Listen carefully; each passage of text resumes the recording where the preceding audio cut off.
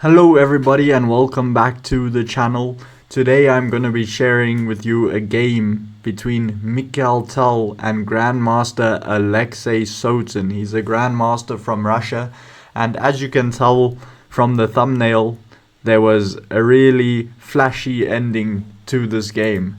But without further delay, let's get straight into it. Mikhail Tal opened with e4. And we see c5, the Sicilian defense is on the board.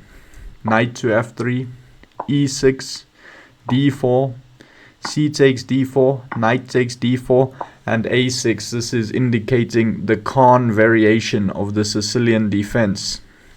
Now here, Mikhail Tal goes for the main line, bishop to d3. And here Sotin plays a very weird move, knight to e7. Well, not weird, but unpopular.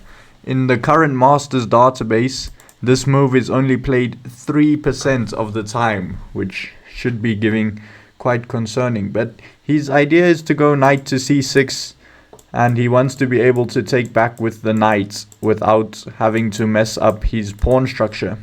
So Mikhail Tal just responded with knight to c3, and after knight to c6, now Tal played knight to b3, refusing to exchange off pieces. He wants to keep the pieces on the board, maybe fancying his chances at winning this game. So now came knight to g6. This knight is opening up for the bishop and the queen, so they can have some squares, but the knight does feel a little bit awkward on g6. And after castle, b5, bishop e3, all natural looking moves, d6, and now Mikhail Tal shows us his plan. He wants to play pawn to f4 and attack on the king side. And after bishop to e7, one thing to note, this move pawn to f5 it looks very tempting, but it's not the best right now, because if you played pawn to f5, you would be giving up a massive square on e5 for the knight. This knight would never be able to be challenged. It is on an outpost, and even if you take bishop takes and black's pieces are all on very nice squares now, and he will just castle. So an early f5 is not the way. Mikhail Tal chose to play queen to h5. Now, it is very rare that you see the queen being the most advanced attacking piece in the attack. But here on h5, the queen can't really be attacked. There's actually no good way to attack the queen. Like, it can't be attacked with the knight, with the pawn or anything. So the queen is actually very safe on h5. And now came the move bishop to f6, rook a to d1, just putting the rook on an open line. You see, all of Mikhail Tal's moves just make sense. Bishop takes c3, b takes c3. So white is playing with a now messed up pawn structure, but this is not really a problem because he has the bishop pair and he is on the attack. Queen to c7, very often the move you see in the Khan Sicilian. And now Mikhail Tal played rook to d2. This move has two purposes. You can either double up on the f-file one day, or you could double up on the d-file one day, leaving your options open. Another way to play this would be rook f2 with the exact same idea. But okay, we see rook to d2, knight c to e7, and this move is opening an attack on the c3 pawn.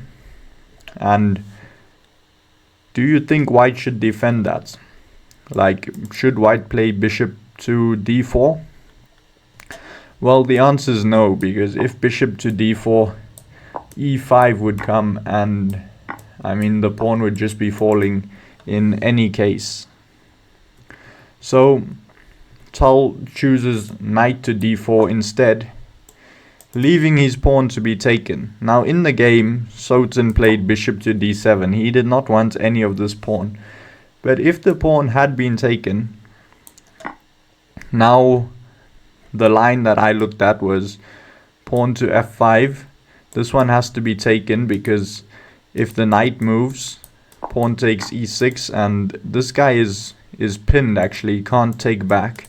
So it has to be taken first. Takes back, and now pawn to f6. And a nice line I saw here was pawn to g6, queen to e2. This knight is being hit, knight to d5, and now a nice move, knight takes b5. The idea is that you move the bishop away with check, and however black decides to block, next move you're gonna pick up the knight on d5. So all the way back here, Sultan does not get greedy and grab this pawn. He instead plays bishop to d7, keeping his options open on which side he wants to castle. And now Tal finally, that all these pieces are on their correct squares, all these pieces are looking well placed, he finally decides to break with pawn to f5. And this pawn is taken. If the pawn is not taken, you will just take on e6, and because of the pin, you are just winning.